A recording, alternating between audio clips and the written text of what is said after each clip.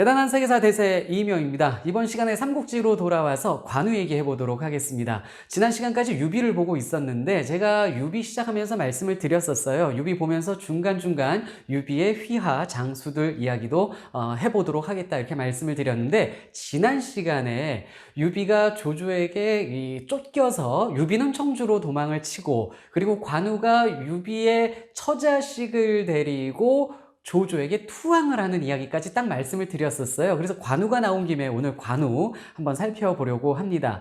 정사 촉서 관우전에는 관우의 이야기가 매우 간략히 적혀 있습니다. 그리고 그의 초창기 내용들이 거의 없어요. 거의 이 정사 촉서 관우전의 이야기는요, 이 관우가 조조에게 투항한 이야기부터 좀 제대로 서술이 돼 있다 이렇게 봐도 과언이 아닙니다. 그래서 오늘 촉서 관우전 중심으로 이야기를 진행을 해보도록 할게요. 연희에 나오는 관우의 에피소드들을 다 말하자면 이 시간이 모자랍니다. 몇 편을 더 찍어야 되는데 여러분들이 관우 얘기 많이 관심 갖고 아실 테니 저는 정사 관우전 중심의 그 이야기들만 좀 추려서 전개를 해보도록 하겠습니다. 일단 관우는요, 삼국지를 대표하는 인물이죠. 그런데 이 관우가 무력, 충성, 의리 이런 것들의 상징적인 인물인데요. 이런 관우의 이미지를 만든 것은 사실은 삼국지 연희를 저술한 나관중에 의한 것이었다. 이렇게 말해도 틀리지 않습니다. 나관중이 관우를 어마어마한 영웅으로 만들어 놨습니다. 사실 정사에는 그렇게까지 큰 기록은 없거든요. 자, 그러면 일단 연희에서의 관우 얘기를 좀 언급을 해보고 출발을 해보도록 하겠습니다. 일단 관우가 키가 9척이었대요. 9척.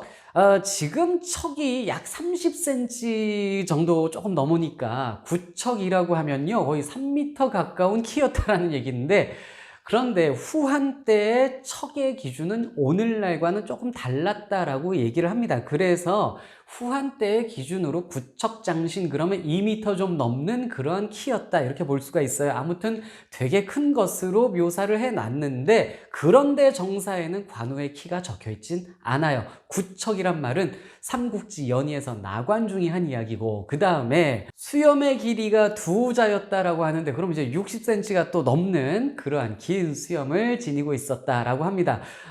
그런데요, 정사 관우전에는 수염 얘기가 나오긴 해요. 아름다운 수염을 가졌다는 얘기가 제갈량과의 에피소드에 잠깐 나오고요. 그건 뒤에서 또 말씀을 드릴게요. 그 다음에 뭐 연희에 보면 얼굴이 붉고 눈썹이 뭐 누에가 기어가는 것처럼 이렇게 딱 솟구쳐 있고 뭐 이런 표현들이 나옵니다. 그 다음에 무게가 82근이나 되는 청룡 언월도를 사용했다라고 얘기를 하는데, 청룡 언월도는요, 당시 후한 시기에는 없던 무기예요. 이 언월도라는 것은 당나라 때부터 나온 것으로 봅니다. 그 긴 자루에다가 앞에 큰 칼이 있는 거예요. 초승달 모양의 칼이 있고요. 한쪽 면에 날이 있어서 베는 도구로 사용하는 큰 그러한 도구가 언월도입니다. 찌르기보다는 베는 도구인데요. 이 앞에 칼의 무게가 엄청났대요. 그래서 사실은 베지 못해도 쳐 죽이는 효과까지 있는, 그래서 언월도에 베어 죽기도 하지만 맞아 죽기도 하는 그런 무기인데, 이건 당나라 이후에 나오는 무기예요. 그래서 삼국지 연희가 명나라 때 소설이기 때문에 이 언월도라는 것을 관우의 무기로 이렇게 쓴 것 같아요. 하지만 후한 때 관우가 언월도를 썼을 리는 없습니다. 당연히 정사에도 언월도 얘기는 나오고 있지가 않습니다. 아무튼 소설 삼국지 연희에서는 관우의 모습을 이렇게 남성적으로 멋있게 만들어 놨는데, 정사 촉서 관우전으로 들어가서 보면 정사에는 관우의 외모에 대한 이야기는 전혀 없습니다. 그냥 이렇게 시작을 합니다. 관우는 자가 운장인데 본래 자가 장생이란 자가 따로 있었다. 그리고 하동군 해현 사람인데 망명을 해서 탁군으로 도망쳐왔다. 이렇게 기록이 나옵니다. 왜 도망쳤는지에 대한 얘기는 정사에 없는데, 전해지는 다른 이야기로는 관우가 본래 살던 곳에서 소금 상인을 죽여서 살인을 저질러서 도망쳐왔다는 이야기가 전해지고는 있습니다. 자, 이렇게 탁군에 왔는데, 연희에서는 관우가 서당에서 아이들을 가르치는 훈장 생활을 했었던 걸로 나오는데, 정사에는 이 훈장 얘기는 전혀 안 나옵니다. 그리고 이제 탁군에 와 있잖아요. 이제 정사 얘기를 해보도록 하겠습니다. 이 탁군에서 유비가 병사를 모집을 합니다. 당시 황건적에 난 시기였죠. 병사들을 모집을 할 때 관우가 장비와 함께 유비의 호위를 담당하게 된다. 이렇게 나옵니다. 장비전 얘기를 잠깐 보면 이 이야기가 똑같이 나오는데 거기에 보면은 관우가 장비보다 나이가 많아서 장비가 관우를 형님으로 모시는 그러한 이야기가 나오기도 합니다. 자, 그런데 황건적에 난 시기에 유비가 공을 세우죠. 그래서 이런저런 또 관직을 얻기도 되고 뭐 중간에 스토리들이 좀 있는데 이건 유비전에서 제가 말씀을 드렸어요. 이런저런 사연 끝에 유비가 평원 지역의 상이라는 지위를 차지하게 됩니다. 평원의 상이 됐을 때 유비가 장비 관우를 별부사마로 임명을 해요. 그래서 관우가 별부사마라는 지위를 얻고 있었고 이때의 이 기록들을 보면요. 이 유비와 관우 장비가 한 침상에서 같이 자고 이들이 나누는 정이 형제 같았다 이런 기록이 나와요. 아마도 나관중이 이 형제 같았다라는 그러한 기록에서 착안을 해가지고 도원결이라는 것을 만들어낸 것 같습니다. 이들 삼형제, 의형제를 만들었던 것이죠. 그래서 도원결이라는 것은 정사엔 전혀 나오지 않아요. 삼국지 연의에만 나오는 얘기입니다. 아무튼 형제 같았고, 그리고 유비가 이렇게 다닐 때에는 관우와 장비가 항상 이 유비 양옆에 이렇게 딱 서 있었다 이렇게 기록이 되어 있습니다. 그리고 유비와 함께 전장터를 다니며 고난과 위험을 피하지 않았다. 그래서 유비와 관우, 장비가 생사고락을 같이 하는 것처럼 이렇게 쓰여져 있습니다. 그리고 기록이요. 유비가 서주를 쳐들어가서 서주자사 차주를 죽이고 관우에게 하비성을 맡기는 이야기로 바로 넘어갑니다. 그 앞에 있었던 뭐 연의에 나오는 수많은 이야기들이 전혀 정사에 기록이 되어 있지가 않습니다. 예를 들면 연의에서 술잔이 식기 전에 뭐 화웅을 베고 돌아오는 그런 스토리 있잖아요. 관우가 화웅 죽이는 이야기 정사엔 없습니다. 오히려 정사에서는 화웅을 죽이는 게 손견이에요. 이건 제가 손견편에서도 설명을 드렸었습니다. 그런데 이걸 관우의 공으로 연의에서 만들어놔 버렸어요. 그 다음에 유비 삼형제가 여포와 칼싸움하는 장면, 이것도 정사엔 전혀 없는 얘기입니다.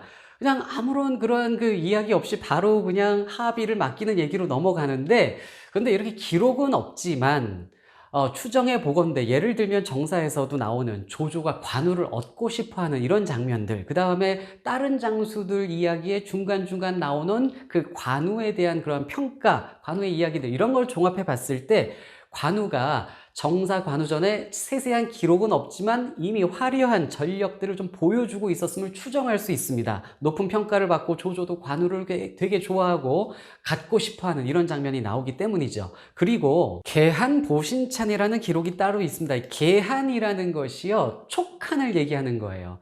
자, 촉한이 이제 촉나라가 이제 한을 계승한다 이래서 촉한이라고 하는데, 이 계한보신찬이라는, 그래서 이 계한이라는 것이 촉한을 뜻하고요. 한나라의 끝을 얘기하는 것이기 때문에 계자를 붙어서 계한이라고 부르는 거예요. 이 계한보신찬이라는 기록은 이 총나라 인물들의 기록이 워낙 적기 때문에 보충 자료처럼 이렇게 좀 덧붙여 놓은 그런 기록인데요. 여기에 보면은 관우와 장비를 묶어서 서술을 하고 있거든요. 어떻게 써놨냐면, 무용이 뛰어나고 몸을 바쳐 세상을 구하고 주상을 잘 모시고 기계가 호랑이와 같이 넘쳐나고 전장터에서 번개처럼 달려나가 주상을 구하고 대업을 도왔다. 이렇게 아주 멋있게 서술이 되어 있습니다. 그래서 관우 장비가 세세한 기록이 정사에 있진 않지만 상당한 이 무공을 보여줬음을 우리가 알 수가 있어요. 그런데 이 계한보신찬을 보면은 그러나 이러고 또 서술이 좀 나와요. 그러나 이들이 사람들과 교제하고 대응할 때 무례해서 이로 인해 흉악한 일을 초래하게 되었다. 이런 서술이 나옵니다. 왜냐하면 관우와 장비 둘 다 부하의 배신으로 목숨을 잃게 되거든요. 아무튼 관우가 하비를 맡아서 이제 지키고 있었는데, 여기서부터 이제 정사 관우전에서 기록이 좀 제대로 나옵니다. 조조가 하비를 쳐들어와서, 이때가 200년이에요. 건한 5년, 200년 때 사실인데, 조조가 쳐들어와서 관우가 유비의 처자식을 모시고 조조에게 이제 투항을 하게 되죠. 자, 조조는요, 관우를 후하게 대접합니다. 편장군에 임명을 하게 돼요. 그리고 관우는 관도대전에 참여를 합니다. 조조 편의 장군으로서 참여를 하는데, 무제가 조조거든요. 정사 무제기를 보면은 200년 4월 달에 장료와 관우를 선봉으로 삼아서 안추를 죽였다, 이런 기록이 나옵니다. 그런데 이 이야기가 관우전에서 좀 더 자세하게 나와요. 관우가 이 전투장에서 깃발을 보는 겁니다. 알량은 이제 원소의 장수죠. 원소를 대표하는 장수인데, 알량의 깃발을 보고 술의 덮개를 본 다음에 관우가 돌진을 합니다. 그래서 적진에 뛰어들어가서 수많은 병사들 앞에서 알량을 죽이고 목을 베어서 나오는 장면으로 서술이 되어 있습니다. 이게 정사 관우전에 나오는 이야기예요. 알량은 확실히 관우가 죽인 겁니다. 그리고 목을 벤 거예요. 연희에서 소설 삼국지에선 일기토가 되게 많이 나오는데 정사에선 거의 안 나오거든요. 그런데 이 장면을 봤을 때 이거는 관우가 알량과 일기토를 한 것으로 보입니다. 그리고 알량의 목을 베어서 온 거예요. 원소의 장수들 중에 관우와 대적할 자가 없었다라고 기록도 돼 있고, 조조는 또 너무 좋았나 봐요. 관우를 한수정 후의 자리에 임명을 해줍니다. 자, 이렇게 관우가 엄청난 무공을 보여주자 조조는 점점 더 관우에게 빠졌겠죠. 조조는 관우를 정말 갖고 싶어서 했던 것 같습니다. 그래서 장묘한테 좀 부탁을 합니다. 조조가. 관우가 조조 진영에 있을 때 장묘, 서황과 친하게 지냈는데, 이때 조조가 장묘에게 부탁을 해요. 관우의 의중이 무엇인지 뜻을 좀 물어봐 달라. 그래서 장묘가 관우한테 가서 물어봐요. 우리 조조 모시는 거 어때? 뭐 이렇게 물어봤겠죠. 그러자 관우가 이렇게 탄식을 하며 이야기를 했다고 합니다. 조조가 나를 잘 대해주는 거 너희 감사히 잘 알고는 있는데, 나 우리 유비와 유공과 함께 죽기로, 함께 우리 죽음과 죽기로 내가 맹세한 사이다, 이런 대사가 나와요. 자, 여기서 맹세가 있었다는 것을 통해서 뭐 결의했다 이렇게 나오거든요. 이 결의가 있었다는 걸 통해서 도원결의를 이제 나관중이 만들어낸 것 같은데, 아무튼 그런 약속을 했기 때문에 공을 조조한테 세운 후에는 내가 유비한테로 돌아갈 것이다, 이런 얘기를 합니다. 공을 세워 조조에게 보답한 뒤 떠날 것이다 라는 이야기를 조조가 장묘로부터 전해 듣고는 어떤 반응을 보이냐면, 과연 의리가 있는 사람이구나, 이렇게 인정을 해줍니다.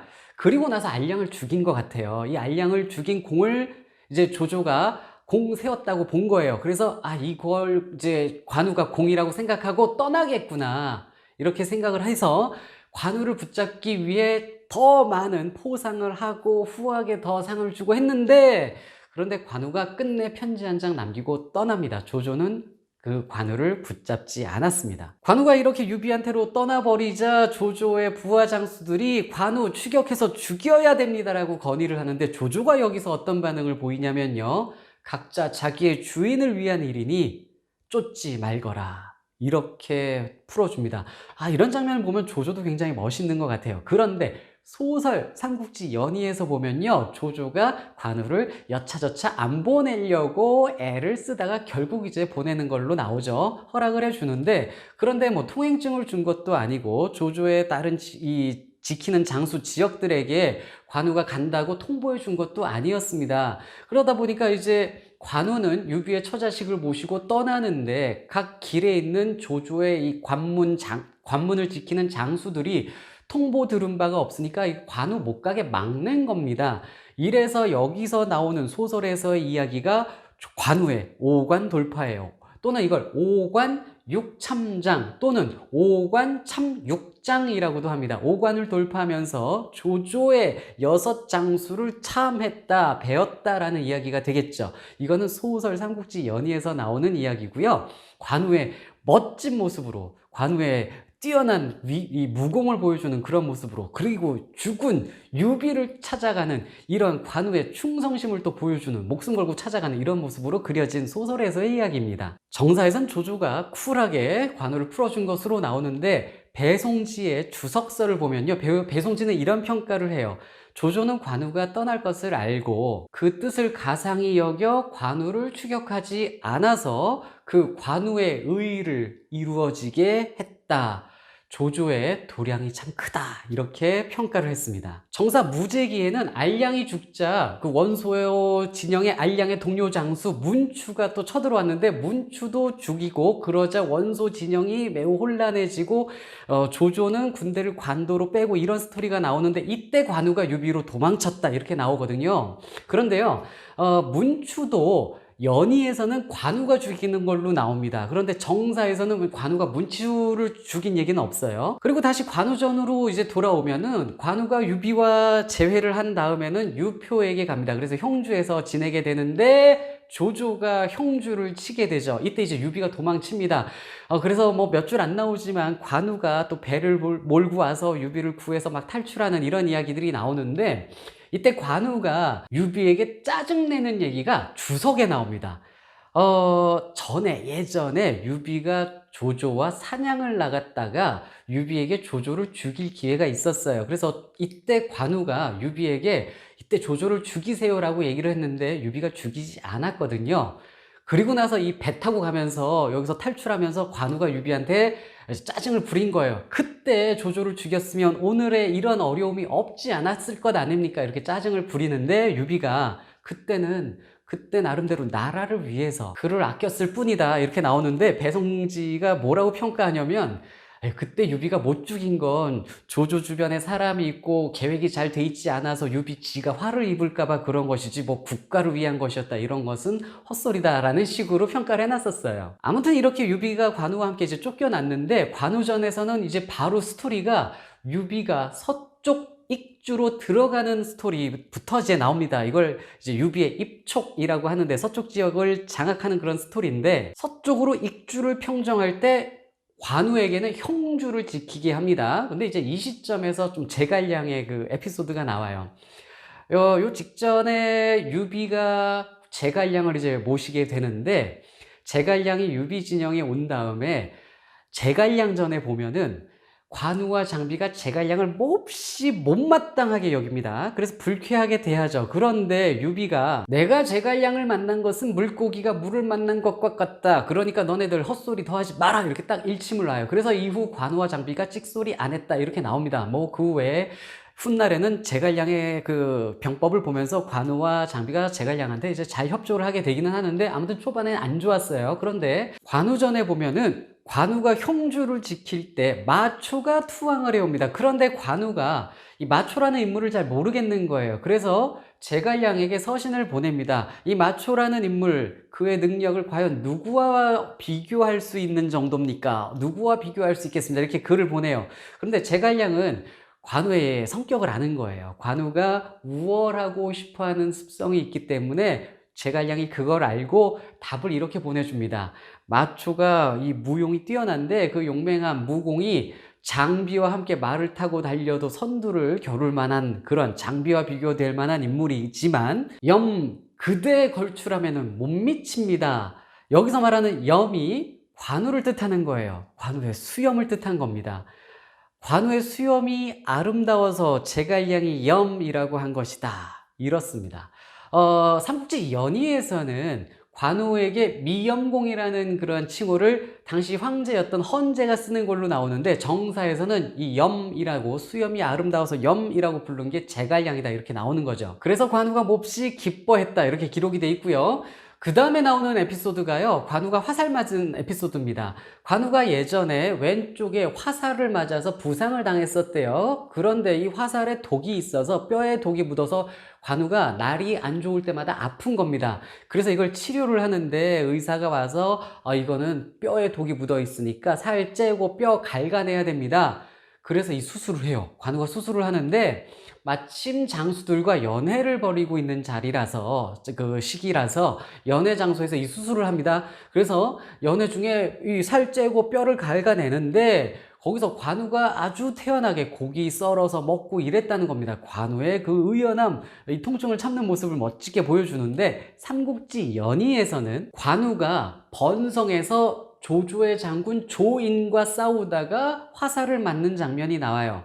그래서 이걸 치료해 주는 게 화타인데, 화타가 아유 이거 뼈 이거 갈가내는 수술을 해야 됩니다 이러니까 조조가 그럼 하겠다고 해요. 그러자 이제 화타가 기둥에다가 이 몸을 또 묶어서 해야 되는 아주 고통스러운 수술입니다 하는데, 관우는 이거 뭐 뼈 깎는 정도 가지고 뭐 이렇게 기둥에다 묶고 그럽니까, 그냥 하세요 이러면서 술을 마시면서 바둑을 둡니다. 바둑을 두면서 뼈를 깎아내는, 화타가 치료해주는 그런 장면으로 나오는데, 정사에선 뭐 화타가 나오진 않고 아무튼 뼈를 깎는 그런 에피소드는 나오기는 합니다. 그런데 자, 연의에서는 제가 이거 방금 번성에서 조인과 싸우다가 화살 맞았다라고 나오죠. 정사에서는 번성 싸움이 화살 에피소드 뒤에서 나옵니다. 219년에 한중 왕이 된 유비는 이 관우를 전장군으로 삼아서 번성을 공격하게 합니다. 번성에서는 조인이 있었어요. 조조의 장수.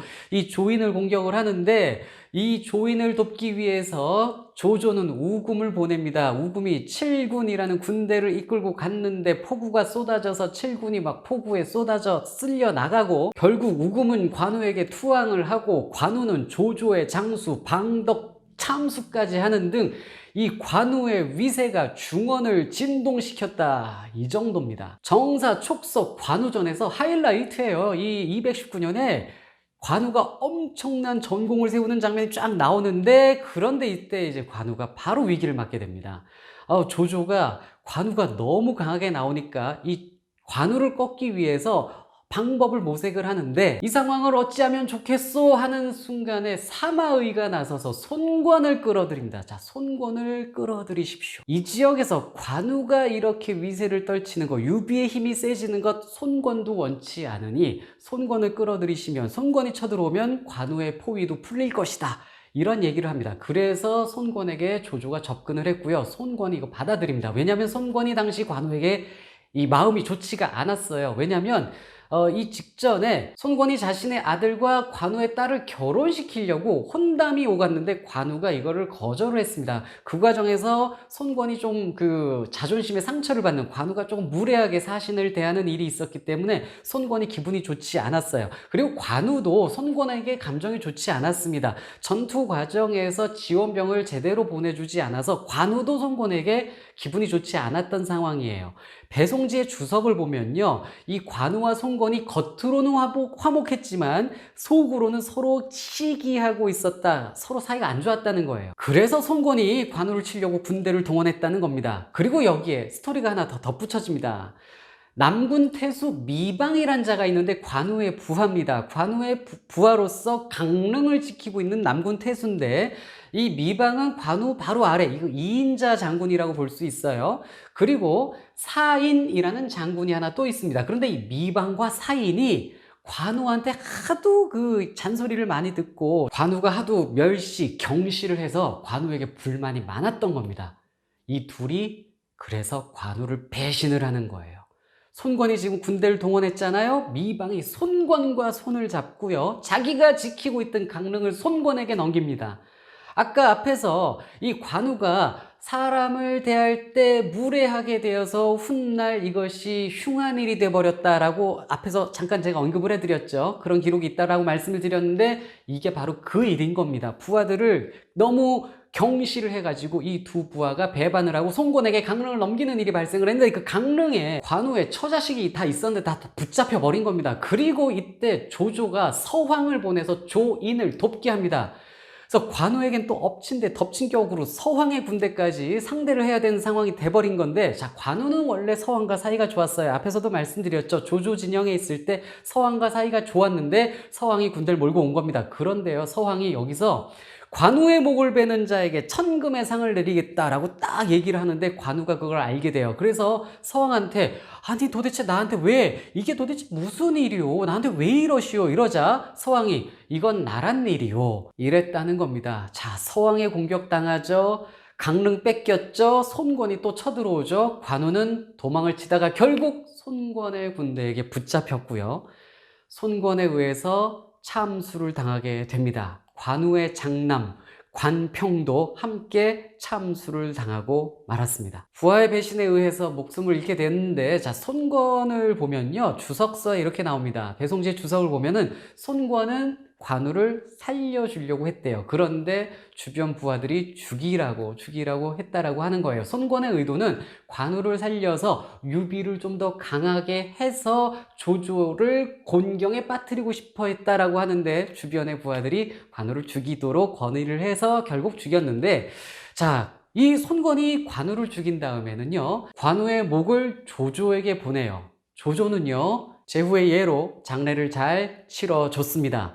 그런데 소설 나관중의 삼국지 연의를 보면은 관우가 죽기 전에 이미 막 신기한 사인들이 나오죠. 하늘에서 소리도 나오고 막 그럽니다. 관우가 죽으려면 그 앞에 이제 이런저런 사인들이 이제 있었다는 거예요. 이게 관우가 워낙 신앙화되는 그런 장면에 또 영향을 주는 그런 내용인 거죠. 자, 관우가 죽고 송건에 의해서 참수가 됐고 목이 조조에게 배달됐는데 조조가 관우의 그 모습을 보고 장난스럽게 "그동안 잘 지내셨소?" 이렇게 말을 걸자 죽은 관우의 목이 갑자기 눈을 부릅뜨고 입을 딱 벌리고 수염과 머리털을 삐쭉 세우는 이런 모습을 보인 겁니다. 그래서 주변 사람들 깜짝 놀라고 조조도 깜짝 놀랐는데 조조가 한마디 하죠. "관우 그대는 과연 천신이구려." 이런 말을 한 겁니다.